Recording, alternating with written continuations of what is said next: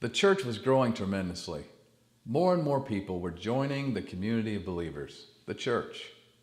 From the beginning, they were taking care of each other, sharing each other's resources so that no one was going through life in need. But as they grew, this began to be getting more complex, and some widows were being forgotten. In response to this, the people were told to select from among them 7 men of good reputation to handle the logistics of caring for the widows and the needy. Stephen was among those who were chosen. He was a multifaceted, multi-talented leader who wasn't short on charisma or wit. After some time of serving in his role as one of the 7, Stephen began doing other things as well.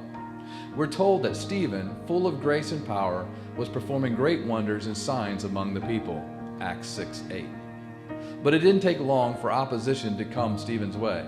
Jews from the local synagogue began to challenge Stephen, but they were unsuccessful.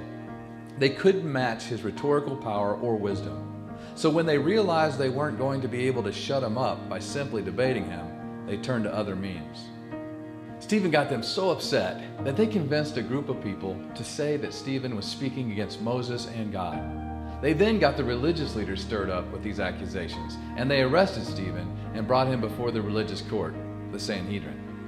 Then they had additional false witnesses claim that this man never stopped speaking against this holy place and the law.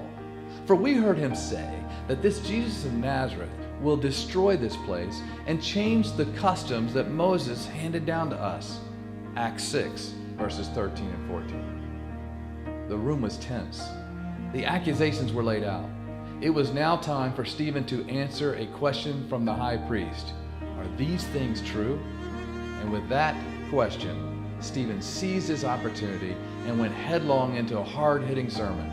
He proclaimed from Abraham to Egypt, to Moses, to Israel, to the tabernacle, to the presence of the Holy Spirit, the story God had been writing, and how time and time again Israel had rejected God, and how they themselves were rejecting God in that very moment by suppressing the truth about Jesus Christ of Nazareth.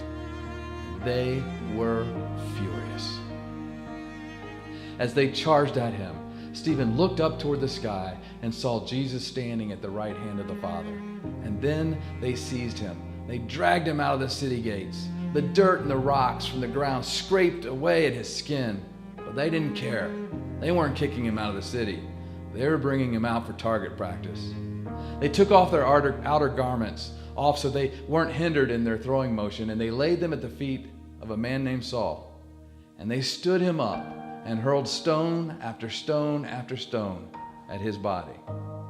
Every hit sent pain shooting. Every blow to the head dazed his consciousness. And as he was getting slaughtered by these conspirators, Stephen called out to Jesus, knelt down, and asked God to not hold this sin against these people. His last breath was used to ask for forgiveness for the people who were killing him, much like Jesus did on the cross. Stephen died as a martyr. He didn't deserve death, but he lived in a world that didn't too much care for what was right or what was wrong. We can't miss the extraordinary grace Stephen exhibited as he left this earth. As he was being killed, he loved his enemies. As he was being killed, he prayed for his enemies. As he was being killed, he believed Jesus enough to know that the life that was being taken from him wasn't the only life that he was going to live. Sometimes we hold too tightly to this life because we lack faith in the fact that this life isn't all there is. Stephen didn't. He knew that he was living out his purpose. He knew that he wasn't called to the good life here, but he was called to the perfect life there. And this reality, this hope, this living in God's grace, this obeying the Holy Spirit gave Stephen the courage to forgive in the face of death. What if we were so radically convinced that this life truly isn't all there is, and that this life is meant to be spent for others, spent for God's glory, spent for the good news of Jesus? What if we became known as men and women of good reputation? What if we saw that our mess doesn't exclude us from God's mission? What if we believed that God's Spirit was still at work, making us more like Jesus? And what if we took action in light of all that? Wow, What a beautiful sight that would be.